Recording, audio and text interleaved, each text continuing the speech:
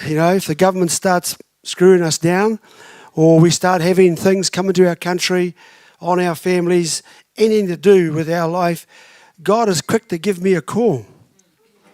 Can you imagine how I feel that at any time I'm probably the first person, and I say this with humility, but I think most people will agree with it, that as soon as there's something that God wants done, not just in New Zealand, but in the southern hemisphere. Sorry, Australia. But you get people, God will call you, and anybody that hears. But there's something about what God does for us. And destiny is such a great word. Predestined. We're predestined. God has already arranged a future for us. Well, something's come up this morning, right today. Today it stirred my heart. And this is what I'm going to do. And I'm going to share it, how it comes. It's come fresh. So fresh. It was 8:58 this morning.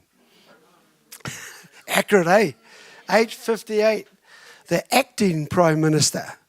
Now, the Prime Minister, Mr. Luxon, went over to Samoa to get his matai, is it, leadership? So, you know what he's done that for, though, eh? He wants votes from the Pacific Island community. Yeah, boo. Yeah. This is all these guys do. So he's chasing a title. How embarrassing that a Samoan chief said that he asked for it. Then he goes on TV and denies it. So we're used to these guys lying. We don't, how do the Samoan people feel? Like, oh, he just lied on television, telling people, no, I didn't ask for it, but he's gone to get it. And there's only one reason, New Zealand. Listen to this, and they're after votes. All of these politicians are hard out vote raking, and they're using people's pain, like in the COVID investigation, and the head of leading that is Winston. They're using people's pain to rake votes. They don't care about us. But I want to talk about something else even more important that's going to involve you and me in an amazing mission, another amazing heaven-sent mission. Don't you love it? You guys think, oh no, oh yes, Don't you love it? Give me some sign that you love it. Come on. Yes, sir. Otherwise, life would be boring without Destiny Church. Getting phone calls from heaven, or a quick tweet from God. Brian, wake up. This is what I want you to do soon. Right? So let's reveal it. We're talking about the acting PM. What's his name? We're talking about David Seymour. Just to look at him, it tells you everything. And so he hops up and he's asked the question at 8:59 in the morning, 8:58. Before 9 o'clock, he's asked, have we been asked, New Zealand Defence Force, to be a part of the Iran war with the USA? Now, what came next was humiliating, embarrassing, and shameful. What he had to say was, no. Well, he was asking everybody. He asked Australia, he asked Canada, he asked all of our fellow Commonwealth countries, but he didn't ask New Zealand. And I think when he was asked, he said, well, basically New Zealand cannot be with us or serve at all with their military because there's something seriously wrong with it. Okay, if he didn't say all of those words, I'm telling you, that's certainly what he's thinking. Because if we were good enough, we would have been invited to the party. Now, some smart Alex think that's good that we don't get invited to the party. Well, if I was you, I'd be asking the question, if the most powerful man in the world, in the United States of America, was leaving our military out in the dark, I'd be asking why. And we've got the answer. The reason is this, that we haven't got a defence force. We don't really have one. And you might argue because Seymour came back when they said, why didn't they ask? And he said, well, he told two lies straight away. He said, number one, he claims that our military is very capable. Well, I just heard, if you know, we sink our own ships. We don't need bombs to hit our old chuggers. Our Navy happily sinks our own ships. Rainbow Warrior sunk, right? And that's Rainbow Warrior. When I say Rainbow Warrior, that's part of the problem. So not only do the Navy sink their own ships, but we also have other ships that break down. And they run out of oil and they have oil leaks, like the HMNZS Takaha leaks all the time. And the HNZMS Tamaki, well, that one there was sunk by a lesbian skipper. Okay, so this is getting interesting, isn't it? Am I talking the truth here? It kind of sounds like crazy, but yes, the New Zealand Navy and most of the military is still heavily DEI higher. You know what DEI is? In case somebody doesn't, it's diversity, the old, rainbow, the pride movement thing. It means what it means is diverse, equity, and inclusion. Can you believe that's still in the Army manifold and in their contracts? It's still in the Navy. It's still in our military. It's still in our defence force. That's disgusting. And it's disgusting that you see lesbians who are, most of them, there's a picture of 4 of them. It might come up somebody might put it up, but there's 4 of them out there proudly, there they are, in their uniforms. They're lesbians, self-confessed or whatever, they're a part of the rainbow movement, holding some artefacts, looks like some Māori representation of Taiaha, Mere and whatever else. It's kind of like a really screwed up situation, isn't it? For a European woman. The one that sunk the Manawanui on rocks and all that around Samoa, it's incredible. Had it on autopilot while apparently she was busily engaged in other business, right? I'm laughing. I shouldn't be laughing because this is serious. We spend the least money, so thankfully it's not a lot, but it's still millions wasted, but we spend very little on defence. In other words, we don't put much time or effort toward protecting this country. In fact, we have no protection, no defence force that I would be proud of. If China decides to land a submarine in Auckland Harbour, I reckon everybody would run away and hide. Kiwis would be going, there's nobody. I don't think the military could come because we don't have one.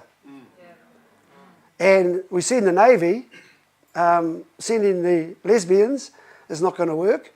And this is disgusting to have it even go through this. But this is why Trump turned his back on it. They fired all their DEI hires. Did you hear that? The US military immediately, to clean it up, fired all their DEI hires. They fired those who were trying to be something else that they shouldn't be. And this is what is another thing I'm coming to here. Here's a true report, and I'm going to read this to you right now. And this was a whole part of the deal after you heard about this, what they do here. Here's this thing here. So they actually, the Defence Force is capable, he said, and it wasn't.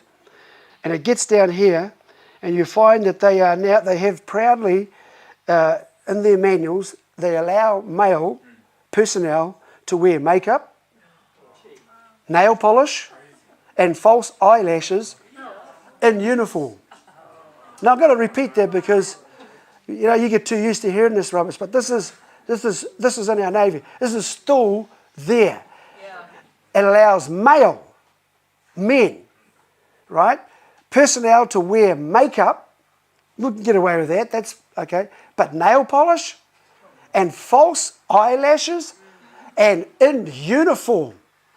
That sounds like a... You know what I'm going to say, eh? A drag king, a drag queen. That's what it is, a drag king. So we're riddled with these DEI hires. And so apart from all our ships being out of service, they break down, And even the Prime Minister, when he wants to go and try and fly on, it breaks down. So he's got to travel by normal commercial airlines. So you've got this whole thing going on because politicians and weak leadership has drained the fighting spirit.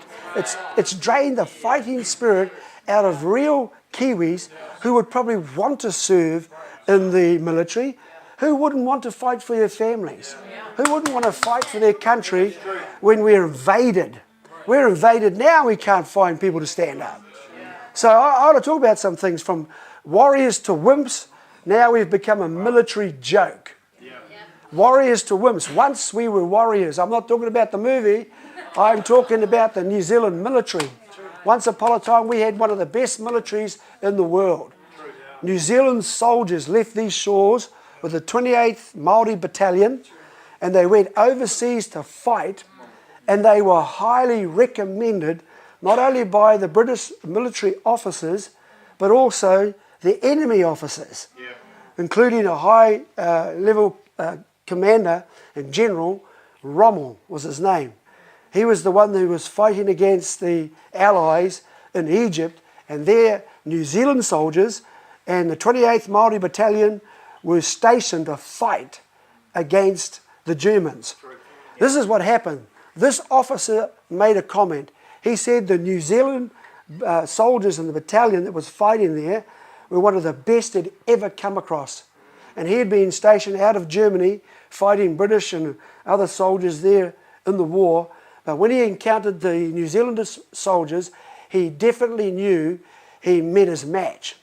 And he said of the 28th Māori Battalion, he said, if I had the Māori Battalion on my side, I could have conquered the world with them. Isn't that incredible? Come on, put your hands together. So I'm getting to the point quickly. Here we have today a military that's filled with DEI hires. We've got people, men, doing their eyelashes and painting their fingernails, allowing that to happen. We have lesbians sinking our own Navy ships. We haven't got any more bomber planes. We used to. We've got none now, zero. And here we have this. This is a humiliation. This is an absolute joke. And if we want to stop laughing about this, you've got to turn around and say, you know, what the hell's happened? You know, where is our defense force? We haven't got one. And the United States of America have recognized it by snubbing, jilting. He jilted us. Trump jilted us. Now, I don't care where you stand, what's your position about all of this, but this is a disgusting mark upon New Zealand that we cannot raise a good enough military to be able to defend our families, defend our country, and defend our future. But here's the big thing I got about this, and this is what I caught from God, and this is the thing that I'm really looking forward to. God put it in my heart straight away and said, that is a reproach. That's a reproach on your nation.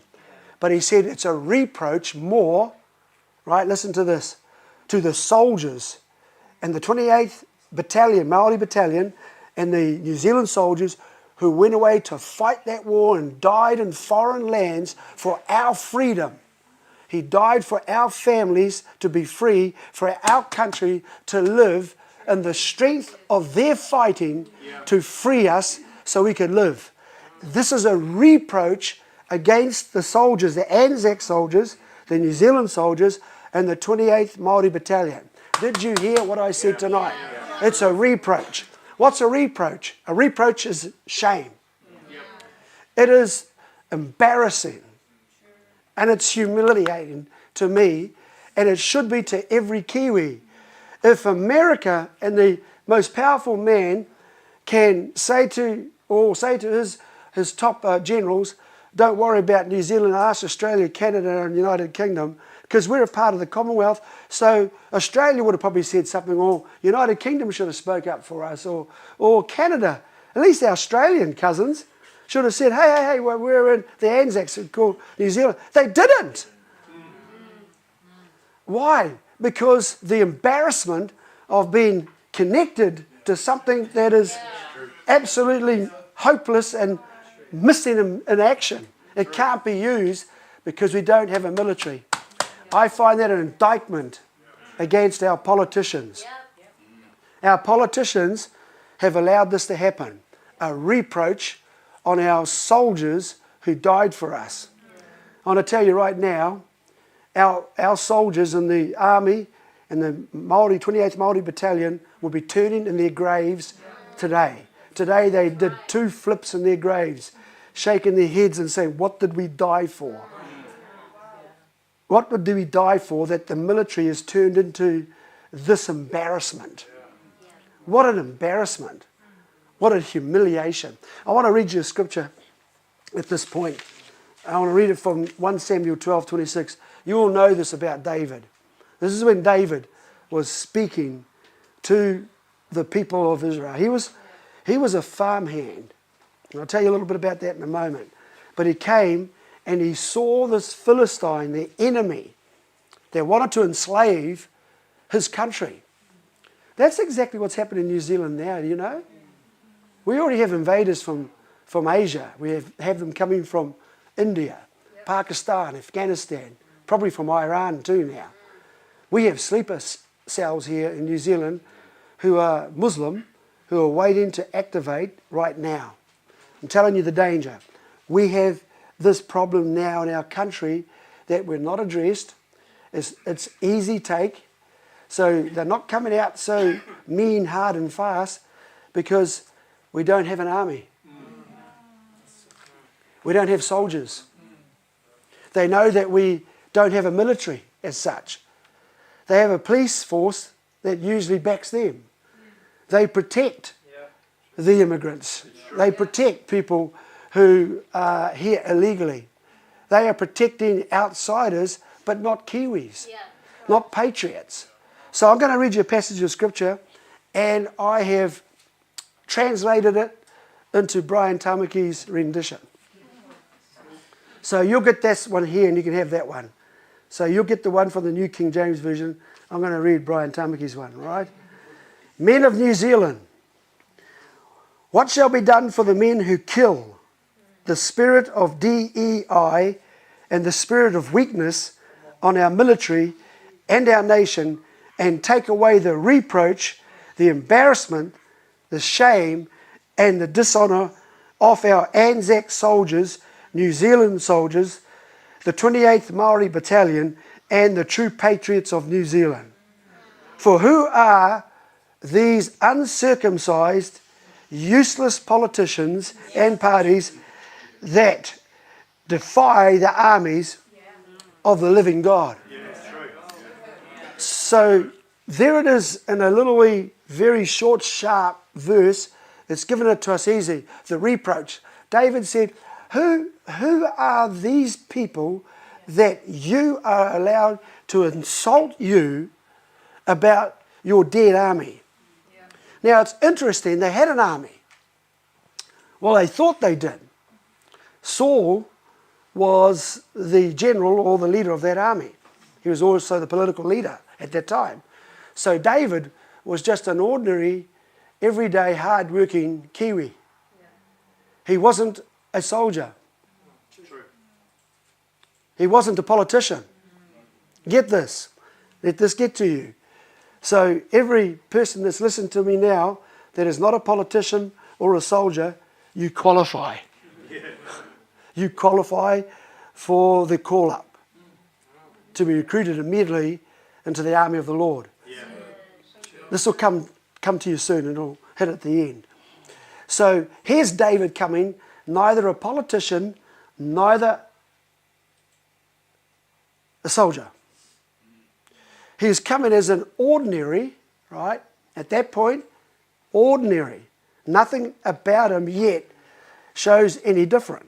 He's sent with food for his brothers and to get some information about how is our army doing. He could have put this same report back that I did. We got cowards. Dad, if I had a phone, if David had a phone, he would have texted up his father, right?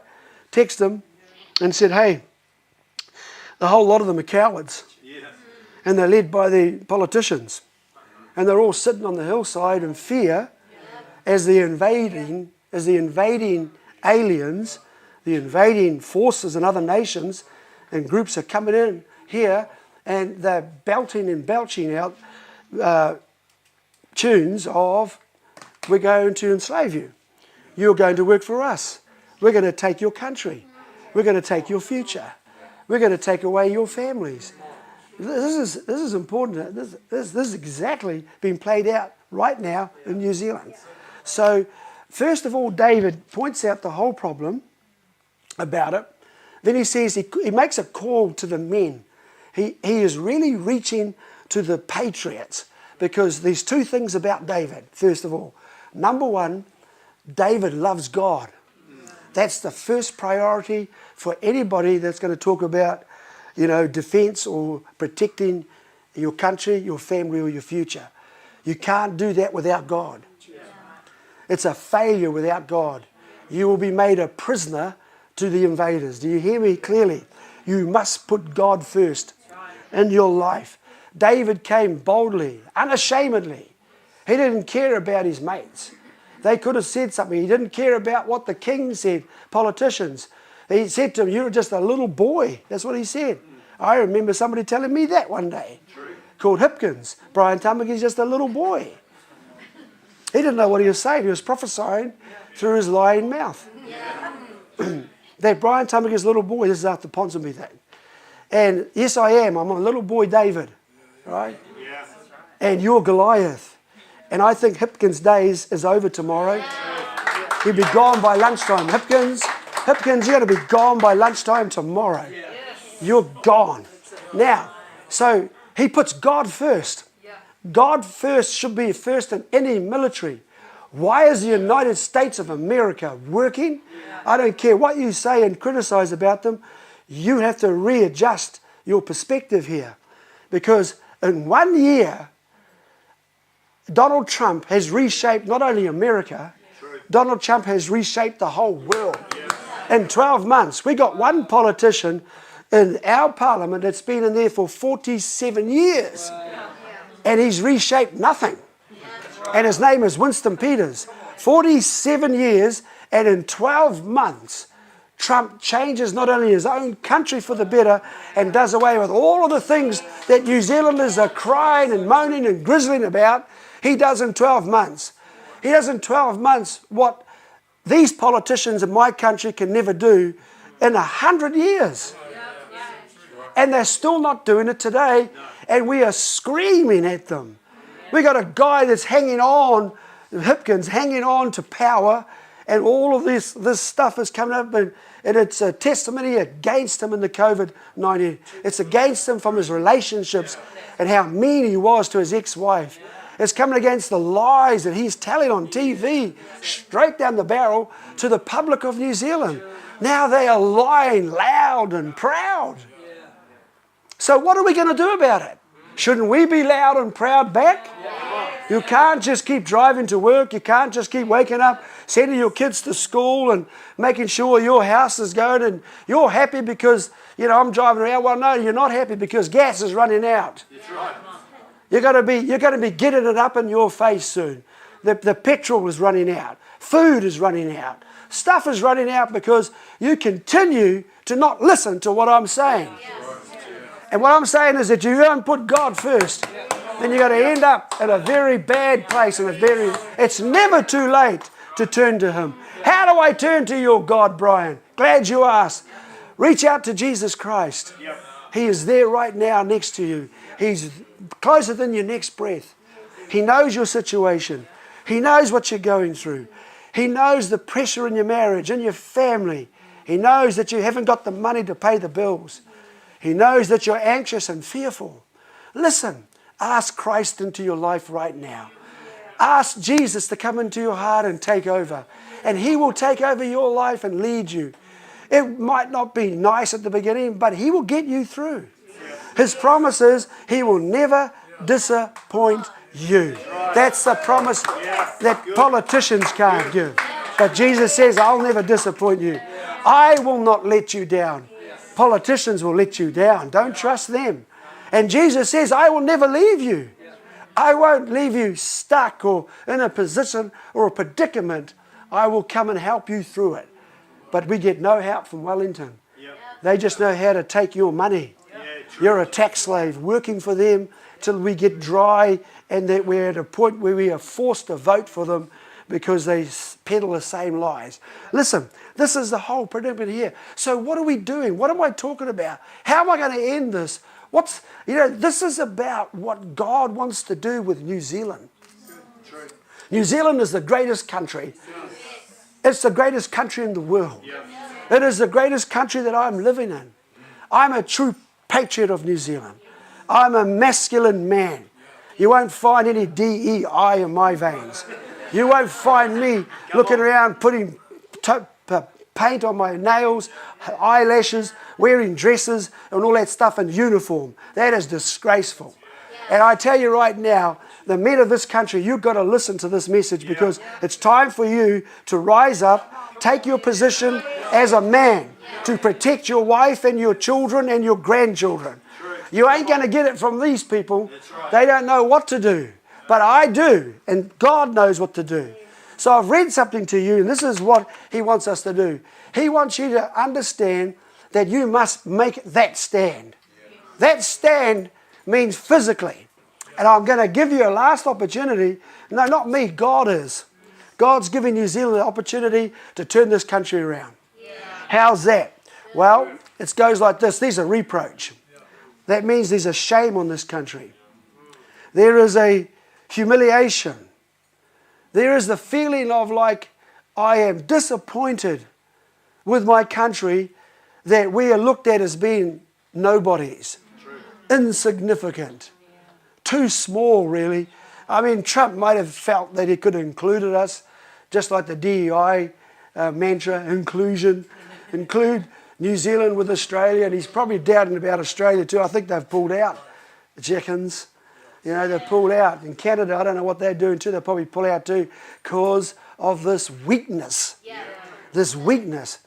Boy, I feel like calling up the woman, saying to the ladies, or calling them up to military service. You know what? I think the ladies will turn up, guys. I reckon our ladies will turn up. She soldiers, they'll do the job. This, I just want to say this, because one of the things you've got to understand is that we live with a small mentality. This country is afflicted with a small mentality. It's a disease that's in Kiwis. We think we're too small to be significant. That's the biggest lie I could ever tell you that the enemy can peddle to your good brain work and mind. He would get you to think, I reckon the devil sends people to you to keep you small. People all around you are there. They were more inclined to keep you small and confined and doubtful and questioning than they are to say, hey, why don't we stand up and be the greatest country in the world? Look at Singapore. I think they've got something like over 20 strike aeroplanes. They've got 15-odd submarines. They're the same country, the same 5.9 million. We're 5.5. Look at how many ships they got, battleships too, with real guns on them. Not cargo ships and sinking ships. I'm talking about they're the same. What's the difference, They've got strike air force. They got submarines. Good grief, I heard just recently today that the South American cartel is actually pushing drugs through the Pacific and the islands, right? That's the latest news. And they've even got a submarine. They got a submarine. So they're pushing their drugs in a submarine right down through the Pacific because we're so weak. Did you hear that? New Zealand has never owned a submarine. It's the only submarine I know of is when Māoris are diving for kinners. That's it. This whole thing. Can you get this? That country is just a little over our size. And look at the army and the military they've got. They're up there. They're one of the best armies in the world. So don't you give me that thing that we're too small. Come on. That's why you need to start getting big into you. David was a small man, but he was a big man inside. It's not about how small you are in stature, how small you are in size. God can use one man to shake the world. He's using Donald Trump. Why are Kiwis inflicted with this small mentality that we have to go, we're too small to have our own gas fields. We're too small to drill for oil. We're too small to get this gold out. We're too small to get the trillion tons of the best coal in the world in the South Island. We're too small to raise the best strike force in the world. We're too small to have the best aircraft. We're too small to get into the latest technology. No, that's lies. That's lies from the devil. And the first thing we're going to break to get this moving is to take the reproach off our soldiers, off our country. First of all, that's an insult to me. I want to ask you, watching me right now before you go away. Don't go away yet. Is this an insult to you that we've got a pathetic defence force, a pathetic military, pathetic army, a pathetic navy? You've got to feel yourself that I am insulted, I'm offended. Because if you're not insulted and offended enough, then you won't be strong enough to actually stand up and do something about it. So that's what I'm bringing this to you, not to try and expose men wearing fingernail polish and big eyelashes and all this sort of stuff. I'm exposing this because that's got to get you heated under the collar. It's time for men to stand. It's time for good women to stand. So this is what God said. You've got to lift the reproach off the soldiers. You've offended the dead, and their spirits do live forever. That's how I got contact with Jesus Christ, who would tell me that the soldiers of New Zealand died as heroes. The 28th Battalion were heroes, not only in the eyes of their own men and the generals and of the Allies, they were heroes in the eyes of a high-ranking German officer who said, if I had the Māori Battalion, I would have cleaned this up. There's a warrior spirit in this nation. There is potential in the men of this nation and the women of this nation. I believe that there are soldiers in the New Zealand force. There are men who are European soldiers, part of the New Zealand. They are patriots. They love their country. And I believe it's time to resurrect again the force that they had in that army. And it's time to resurrect the 28th Māori Battalion again. Oh, shall I repeat what I just said?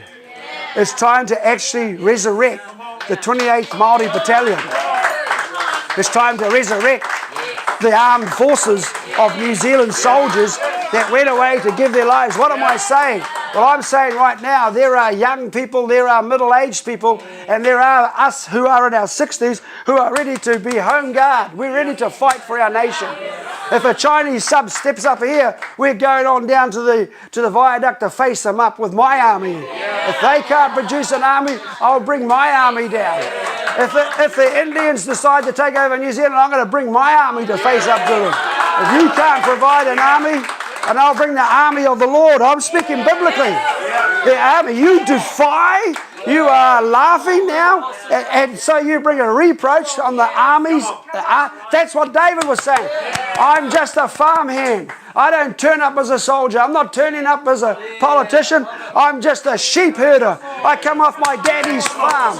I was an ordinary person up to this point, but now that I've got fire in my belly, now that I've got a bigger purpose, I'm telling you, my extraordinary is starting to talk to my ordinary, and it's saying this is the right time for Kiwi soldiers, Kiwi men and women to stand up. You're not small, you're as big as you think. I rebuke the devil of smallness. This nation can be big in the world. Dear God, you put us in charge, and next time Trump comes around, he says, I want that army from New Zealand. I want those men. They are special. They are special forces. I want the remnant special forces. That's their name. What's that T-shirt they're wearing? The remnant. Yeah, I'm the boss of them, but the remnant. I must have picked up the wrong shirt. I had my remnant one to see. My remnant. I had to pick any, many, money. Yeah, which T-shirt, the remnant? I took the boss one. I just want to make sure that you know. But not really. I just thought I'd wear it to make sure that there was devils that would see who's the boss. These devils that are keeping you small. These devils that say to you, you're too small, New Zealand. You know what? That government down there needs to be smaller-ized. They need to be cut in half. And that's the thing we're doing with the referendum, is getting rid of a lot of leeches and parasites in paradise.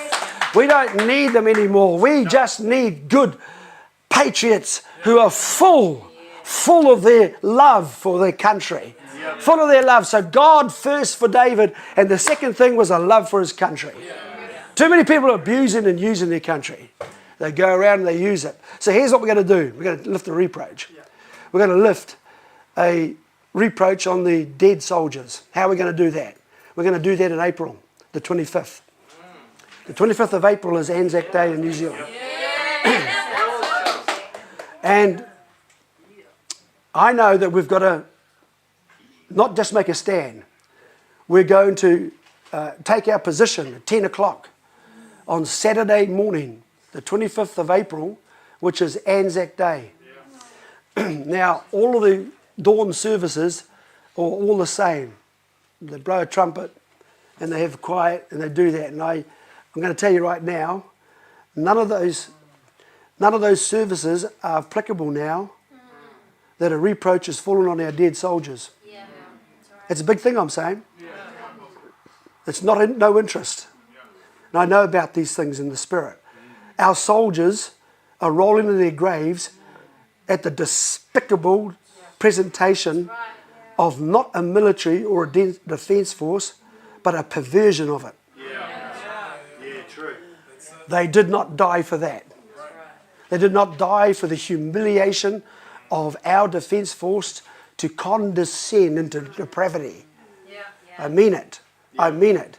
So because that's not going to mean anything to you, New Zealand, and what's going to happen on April, but on that day I've provided at 10 a.m. in central Auckland at Aotea Centre Square. There we meet. There will be many who will be marching. Many young and not so young will be marching. They'll be marching in order, in honour of our soldiers who died and gave their lives for this country and our freedom. We're going to lift the reproach off them. And we're going to lift the reproach off our country. And the true patriots will rise on that day. And I'm asking every Kiwi that believes that Anzac Day now must be honoured and respected in the way that I'm talking about, to lift this kind of reproach, this humiliation and this shame that the defence forces of the world don't want nothing to do with us. That's a shame to me. I'm not a coward. I'm not one who would sit here and let my family be robbed. I won't run from my country. Patriots don't run from their country. Patriots protect and stand up. They love God, they love their country. Listen, you got to understand right now, we have a hidden potential gifted by God to the Kiwi men and to Māori. We have it, proven once. Again, we can raise something very powerful in this movement that restores again our pride, our mana, our respect, our honour to the soldiers, and at the same time restoring New Zealand's defence force to being a proper, respectable force in the world. But this is for our own nation's good. We're already been invaded. As I see it to this point, there's only one group of people standing, and it's a church.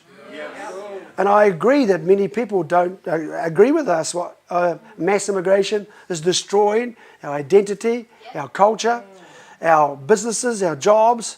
It's destroying everything. It's an overdrive, and it's congested, and it's getting worse. But there are terrorists among them. Most of Indians left over, and they've pushed a lot of dangerous people this way, who are not all Hindu or Sikhism. They are actually Muslims. I want to say this. They are sleeping, but they're not sleeping all the time. They think you pose no danger.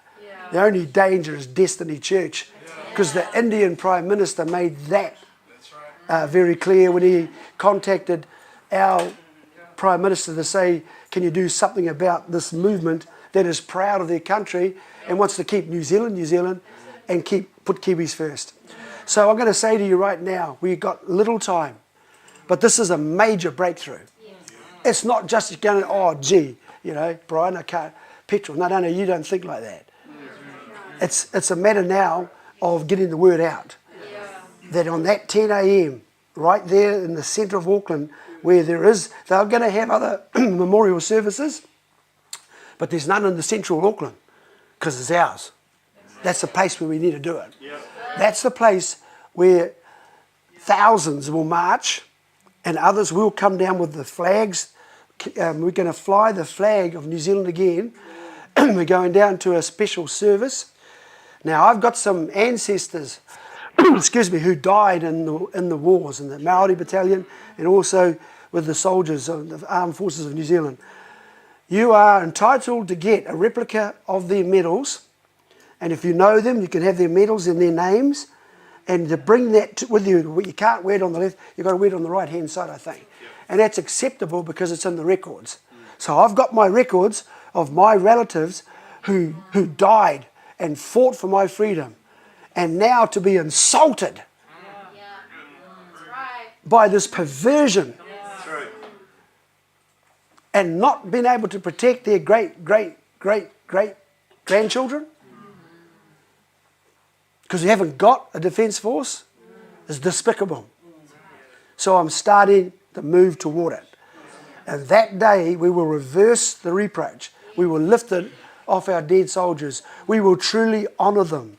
So we can bring all of those medals or certificates or holding a photo or something like that. And when we get down to Britomart, that's where we will be raising the flags and we'll be lifting the reproach that's been put on our soldiers, all the soldiers that have fought in these world wars. We're going to lift the reproach, and that day celebrate the fact is that we've revealed the remnant forces, and if need be, that many of us will be available to defend our country.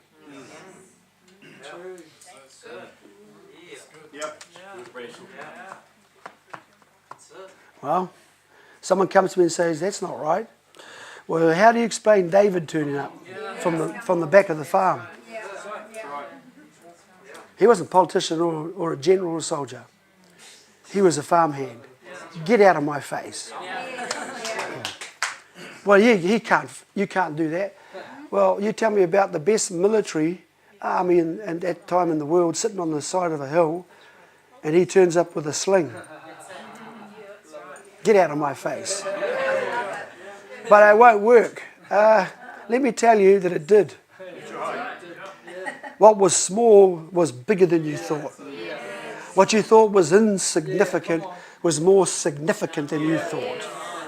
What you thought was ordinary suddenly turned into something extraordinary.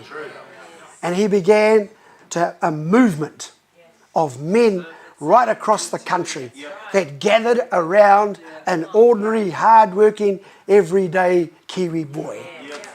Whew. And he turned the whole nation into a very powerful dynasty.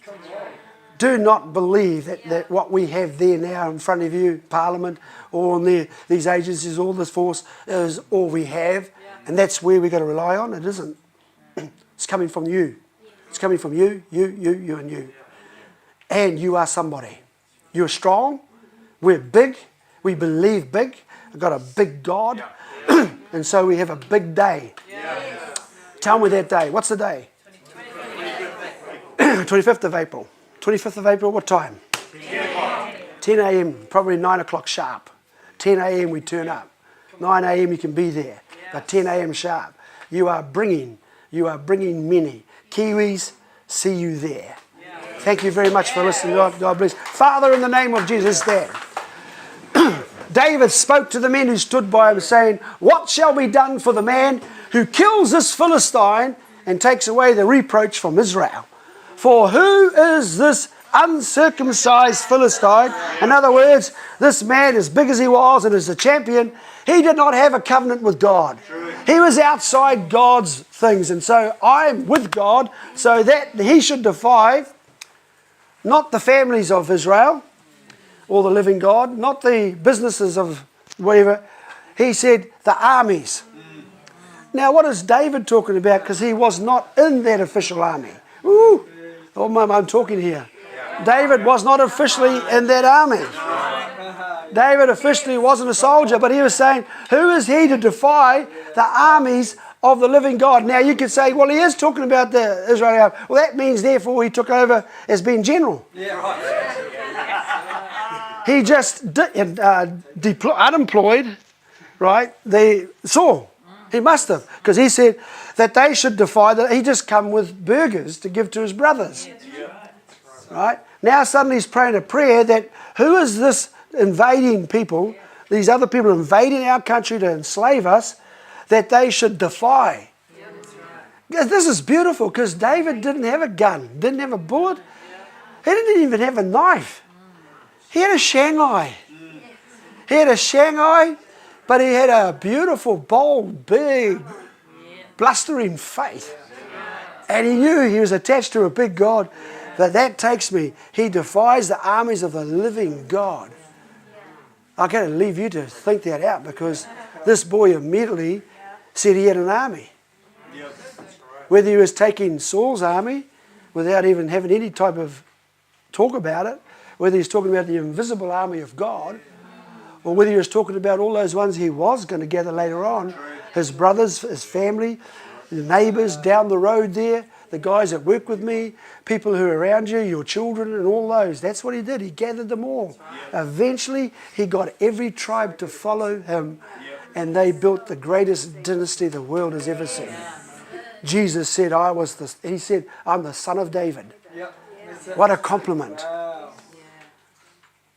God bless you. See you. Get ready. We'll see you then. Bye-bye.